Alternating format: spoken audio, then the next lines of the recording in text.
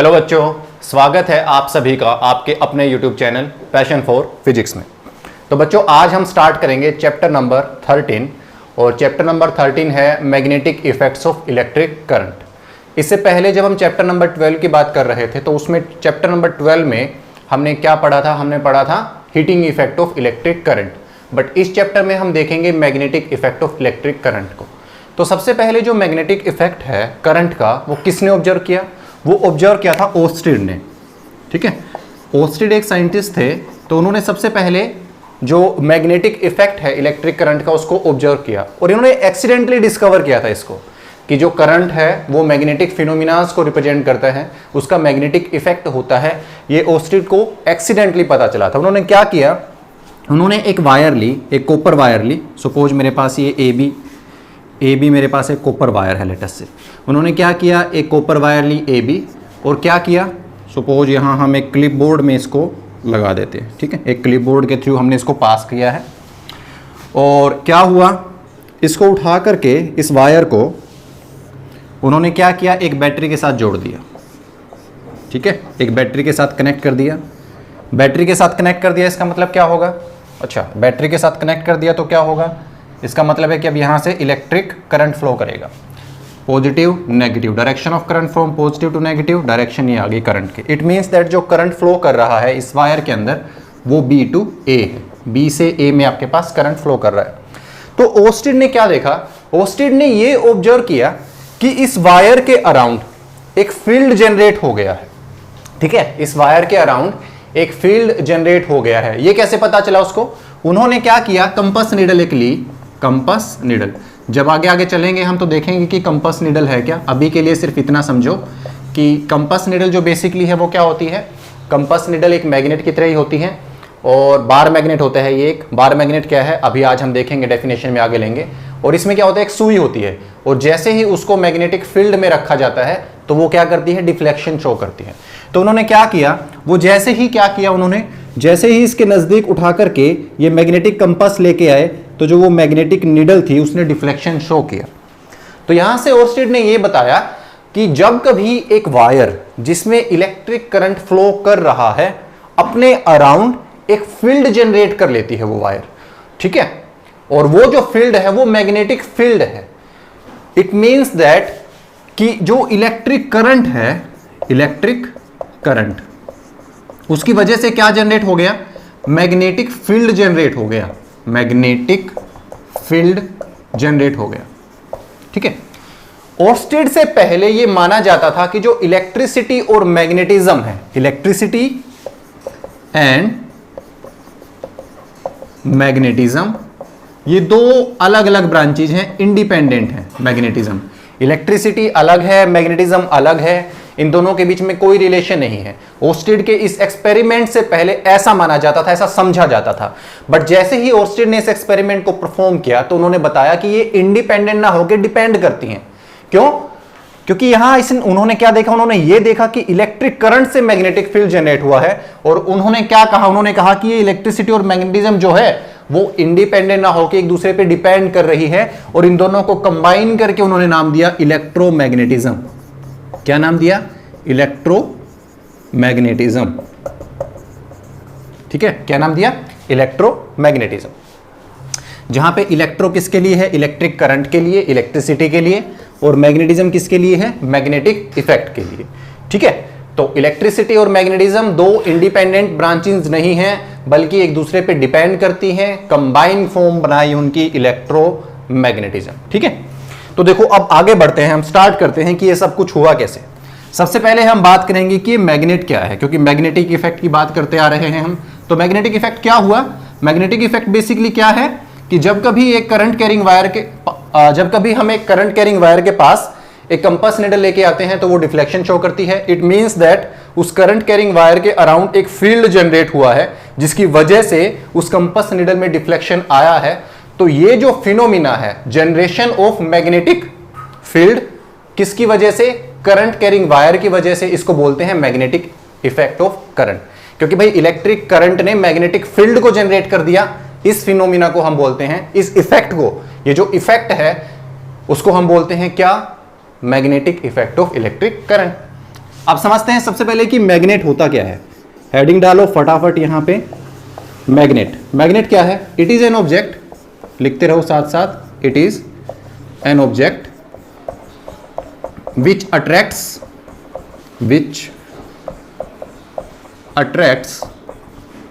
small pieces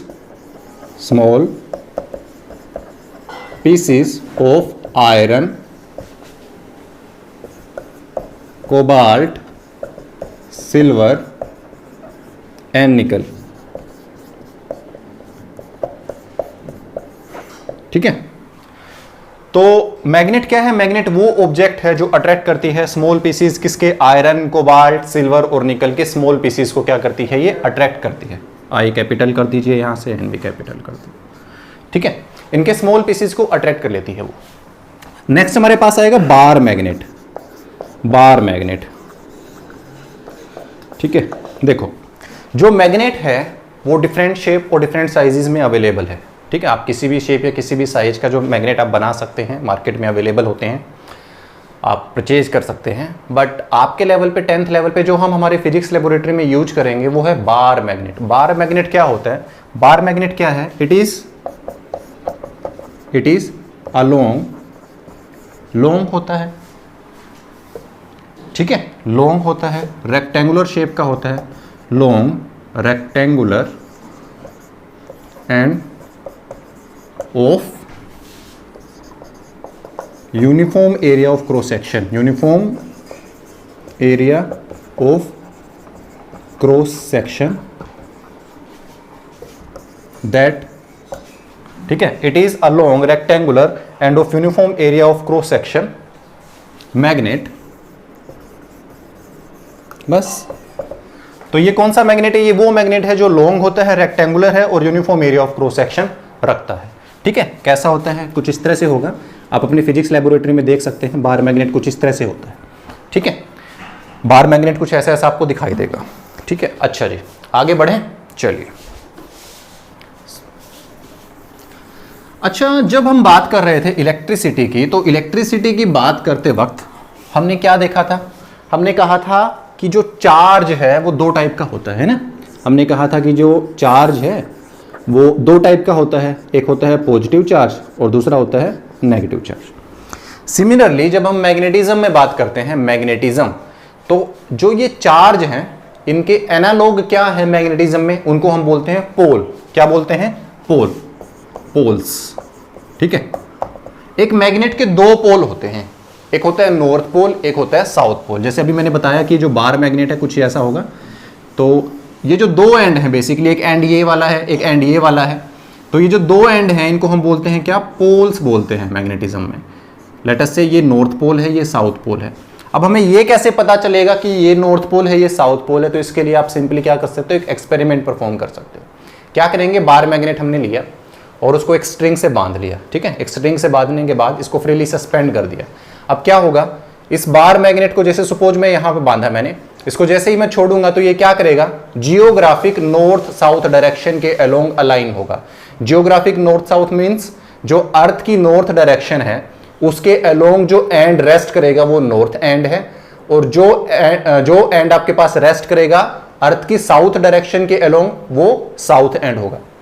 suppose अर्थ की north इसके along है और साउथ इस डायरेक्शन में है, इट मींस दैट ये जो बार मैग्नेट है इसका नॉर्थ पोल ये वाला है और साउथ पोल ये है। अब क्या किया? अब जैसे मैं इसके ऊपर थोड़ा सा फोर्स लगाता हूं और इसको इसकी ओरिजिनल पोजीशन से मैंने डिस्प्लेस कर दिया। सपोज मैं इसको यहां ले आया, तो जैसे ही मैं इसको छोड़ूंगा तो वापस क्या होगा? ये वापस से फिर इसी तरह अलाइन हो जाएगा नॉर्थ और साउथ डायरेक्शन के अलोंग। इट मींस दैट वो एंड और वो पोल इस बार मैग्नेट का जो रेस्ट करता है जियोग्राफिक नॉर्थ की डायरेक्शन में वो नॉर्थ पोल है, and the end of this bar magnet which rests in a direction along the geographic south direction that is south pole। ये बात समझ आई कि नॉर्थ पोल साउथ पोल है क्या? कैसे पता चलेगा एक बार मैग्नेट में कौन सा नॉर्थ पोल है और कौन सा साउथ पोल है? ठीक है, ओके।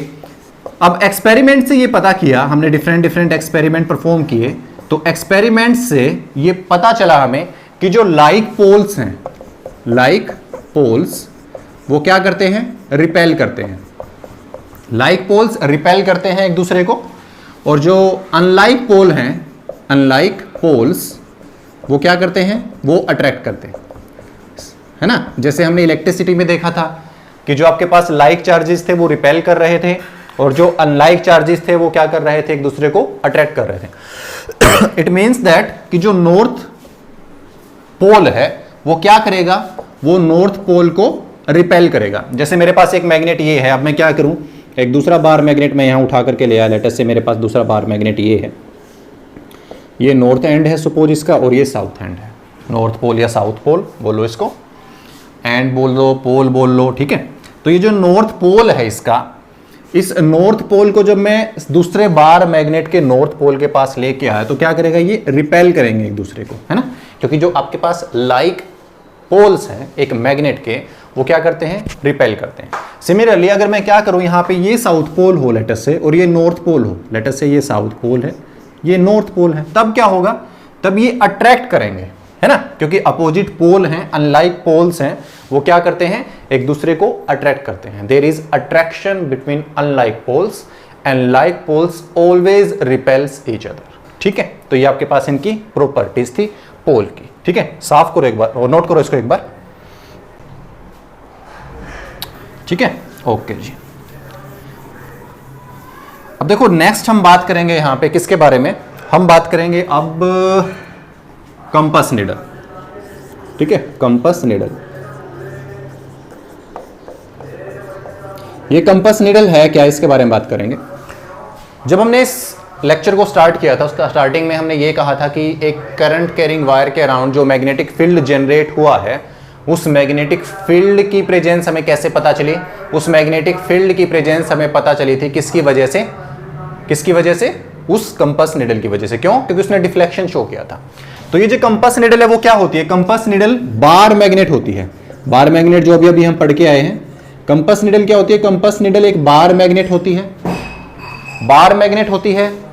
अगर आप देखो लैब में जब आप इस कंपास नीडल को देखोगे तो क्या होगा, आपको एक डिब्बी मिलेगी, एक डिब्बी होती है और उसके अंदर क्या होती है, एक सुई लगी होती है, नीडल, ठीक है, यानी कुछ पॉइंटर की तरह होती है, ये पॉइंटर की तरह काम करती है। अगर आप देखोगे तो कुछ इस तरह से होती है कि आपके पास ये जो है एक डिब्बी सी होगी, सपोज ये बंद है सर्कल के अंदर, और आपको कुछ इस तरह से मिलेगा, ये यहाँ ईस्ट, ये वेस्ट डायरेक्शन, ये नॉर्थ डायरेक्शन और ये साउथ डायरेक्शन, कुछ ऐसे होगा।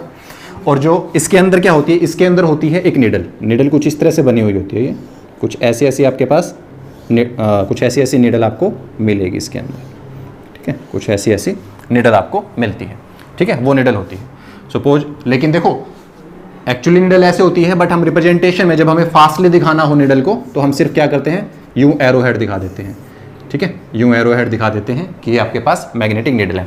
बट एक्चुअली जो नीडल है वो इस तरह से होती है और ये आपके पास डायरेक्शन को रिप्रेजेंट करता है, ठीक है। जैसे कि सपोज अगर मुझे यहाँ पे दिखाना हो तो मैं इसको कुछ इस तरह से दिखाऊंगा कि ये जो नीडल आपके पास है वो कुछ ऐसी ऐसी आपके पास होगी, ठीक है, कुछ ऐसी ऐसी आपके पास नीडल होगी। तो दो चीजें हमने यहाँ पे बताई, क्या, पहला तो ये बार मैग्नेट है, दूसरा ये एक पॉइंटर की तरह काम करती है। क्यों, क्योंकि आपके पास ये डिफ्लेक्शन शो करेगी। तो वापिस चलें अगर हम ओर्स्टेड के एक्सपेरिमेंट में, तो हमने ये कहा था कि उसके अराउंड एक मैग्नेटिक फील्ड जनरेट हो गया। मैग्नेटिक फील्ड क्या है, ये नेक्स्ट टॉपिक अभी हम लेंगे कि क्या है मैग्नेटिक फील्ड। तो यहां से देखो एक बात तो समझ आई कि ये एक मैग्नेट है और एक मैग्नेट डिफ्लेक्शन शो करेगा सिर्फ तभी जब दूसरी जगह भी मैग्नेट होगा। इट मींस दैट वहां अगर मैग्नेटिज्म है तो सिर्फ उसी स्पेस में जाने के बाद एक मैग्नेट डिफ्लेक्शन शो करेगा। तो अगर कंपास निडल किसी स्पेस में डिफ्लेक्शन शो करती है, इट मींस दैट वहां पे मैग्नेटिक फील्ड है, इस बात की श्योरिटी हो जाती है। ठीक है, दूसरी बात, ये जो बार मैग्नेट ये जो कंपास निडल, जिसको हम मैग्नेटिक निडल भी बोलते हैं, ये जो आप यूज करोगे कंपास निडल, आप जो अपनी लैब में देखोगे तो आप पाओगे कि ये जो आपके पास है वो सिर्फ मूव कर सकती है, किसमें, हॉरिजेंटली मूव कर सकती है, इस तरह से मूव कर सकती है सिर्फ हॉरिजेंटली। ठीक है, बट जब आप 12th क्लास में जाओगे तो वहां आप एक जो है स्पेशल टाइप की निडल देखोगे, मैग्नेटिक निडल, जिसको डिप निडल बोलते हैं। वो क्या करती है, वो हॉरिजेंटली तो मूव कर ही सकती है, बट क्या करती है, वर्टिकली भी मूव कर सकती है। एंगल ऑफ डिप पढ़ेंगे जब हम वहां पे, आप 12th क्लास में पढ़ेंगे अर्थ मैग्नेटिज्म, तो उसमें एक एंगल ऑफ डिप टर्म आती है, अर्थ का एंगल ऑफ डिप। तो जब हमें एंगल ऑफ डिप निकालना होगा किसी प्लेस पे अर्थ के, तब हम उस निडल का यूज करते हैं। कौन सी निडल का, डिप निडल का। ठीक है, और जो डिप नीडल होती है वो special type of magnetic needle होती है जो हॉरिजॉन्टली भी मूव कर सकती है और वर्टिकली भी मूव कर सकती है। बट हमारे लेवल पे 10th लेवल पे क्या है, सिर्फ जो हम यूज करते हैं वो ये कंपास नीडल है जो कि सिर्फ हॉरिजॉन्टली मूव कर सकती है, वर्टिकली मोशन इसके अंदर पॉसिबल नहीं है, सिर्फ यूं मूव करेगी, ठीक है, यूं वर्टिकली आपके पास जो है वो मूव नहीं कर सकती। तो ये कंसेप्ट आपके पास किसका था, कंपास नीडल का। ओके, नेक्स्ट और आखिरी आज का जो टॉपिक हम बात करेंगे वो आपके पास है, बड़ा इंपॉर्टेंट आर्टिकल है, दैट इज मैग्नेटिक फील्ड। जहां से कहानी शुरू हुई थी, जहां से कहानी शुरू हुई थी वहीं पहुंचेंगे हम, दैट इज मैग्नेटिक फील्ड। ठीक है, मैग्नेटिक फील्ड क्या है? मैग्नेटिक फील्ड क्या है? It is the space around a magnet, around a magnet in which its influence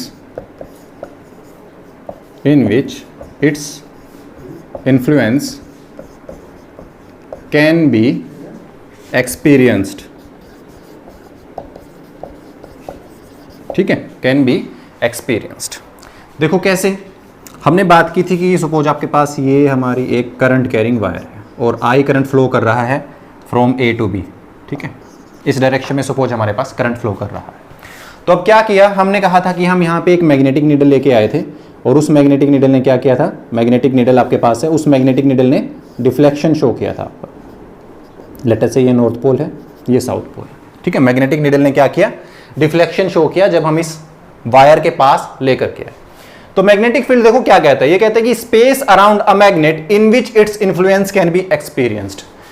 अब ऐसा हुआ क्यों था, ऐसा इसलिए हुआ था कि इस करंट की वजह से इसके अराउंड जो आपके पास है एक फील्ड जनरेट हुआ और वो फील्ड क्या करा, उस फील्ड ने एक फोर्स लगाया इस निडल के ऊपर, मैग्नेटिक फोर्स जो हम बोलते हैं, उसकी वजह से यहां डिफ्लेक्शन आया है। ठीक है, लेकिन ऐसा नहीं है कि देखो जब मैंने यहां पे रखा तो सपोज इसने डिफ्लेक्शन शो किया, बट अगर मैं सपोज इसको इस प्लेस पे रखूं तो क्या पता ये डिफ्लेक्शन शो ना करे, ये हमेशा ऐसे ही रहे। ठीक है, लेट अस से ये नॉर्थ है, ये साउथ है। ठीक है, सपोज अगर इसने इस प्लेस पे डिफ्लेक्शन शो नहीं किया तो इट मींस दैट इसका जो इफेक्ट था, किसका, इस वायर में जो करंट फ्लो कर रहा था उसकी वजह से जो मैग्नेटिक फील्ड जनरेट हुआ है उसका इफेक्ट यहां नहीं आया। तो इसका मतलब है कि इसका मैग्नेटिक फील्ड वहां तक नहीं पहुंचा जहां पे अभी ये नीडल रखी है। सपोज आपके पास इसका जो स्पेस है जहां पे हम इस इफेक्ट को एक्सपीरियंस कर पा रहे हैं, लेट अस से वो सिर्फ ये स्पेस है। ठीक है, तो ये स्पेस है around this is the space around this current carrying wire in which its influence can be experience. Suppose हम सिर्फ इसी में इसके इफेक्ट को एक्सपीरियंस कर पा रहे हैं। तो अगर मैं मैग्नेटिक नीडल को यहां रखूं, यहां रखूं, यहां रखूं या ऊपर रखूं, नीचे रखूं, कहीं भी रखूं, तब ये कोई भी डिफ्लेक्शन शो नहीं करेगी। बट जैसे ही मैंने इस मैग्नेटिक नीडल को, इस कंपास नीडल को यहां से उठा करके कहां किया, यहां प्लेस किया इसके मैग्नेटिक फील्ड में, तो देखो पहले आपके पास जो थी वो ये यूं थी, लेकिन पहले ये नॉर्थ था, ये साउथ था। तो अब क्या करेगी, इसके अंदर आते ही डिफ्लेक्शन शो करेगी और इसकी पोजीशन कुछ इस तरह से हो जाएगी, लेट अस से नॉर्थ एंड साउथ। ठीक है, it means that magnetic field क्या है, it is the space around a magnet in which its influence can be experienced. और क्या बोल सकते हैं इसको, space around a magnet in which magnetic force is exerted. ये भी डेफिनेशन बन सकती है इसकी, है ना, space around a magnet in which magnetic force is exerted. ठीक है, इसकी जगह हम डाल सकते हैं मैग्नेटिक फोर्स इज एक्सर्टेड, क्योंकि फोर्स ही तो लगा रहा है, मैग्नेटिक फोर्स इज एक्सर्टेड। तो उसको क्या बोलते हैं, उसको हम बोलते हैं क्या, मैग्नेटिक फील्ड। ये बात यहां से क्लियर हो रही है। एक बात और इसको नोटिस करो आप कि सपोज अगर करंट की डायरेक्शन ए टू बी ना हो के बी टू ए हो जाए, रिवर्स हो जाए, तो क्या डिफ्लेक्शन फिर भी इसी डायरेक्शन में होगा? नहीं। अगर आपके पास ये ए टू बी से बी टू ए हो गया, इसका मतलब है कि 180 डिग्री आउट ऑफ फेज है, 180 डिग्री एंगल का रोटेशन हो गया ना, क्योंकि पहले ए टू बी जा रहा था, अब आपके पास उल्टा हो गया है, that is B to A. Suppose देखो पहले आपके पास ये यूं जा रहा था करंट ए टू बी, अब क्या हो गया, अब यूं आ रहा है बी टू ए। ठीक है, तो इसका मतलब है कि ये जो मैग्नेटिक नीडल आपके पास है ये भी 180 डिग्री आपके पास हो जाएगी। इट मींस दैट पहले नॉर्थ पोल ये था, साउथ पोल ये था, तो पूरा का पूरा रोटेशन हो जाएगा 180 डिग्री का। इट मींस दैट अब ये नॉर्थ बन जाएगा और ये वाला साउथ बन जाएगा आपके पास। बड़ा सिंपल सा तरीका है, समझना होगा कभी भी। It means that if direction of current in a wire is, क्या किया जाए, रिवर्स्ड, देन जो डिफ्लेक्शन आपके पास होगा that will also be 180 degree out of phase.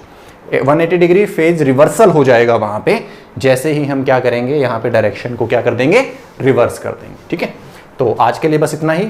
जब नेक्स्ट लेक्चर में हम मिलेंगे तो बात करेंगे किसकी, मैग्नेटिक फील्ड लाइंस की, और ये मैग्नेटिक फील्ड लाइन जनरेट कैसे हुई है, एक बार मैग्नेट से मैग्नेटिक फील्ड लाइन को जनरेट कैसे किया जा सकता है। ठीक है, तो तब तक के लिए पढ़ते रहिए। धन्यवाद, जय हिंद।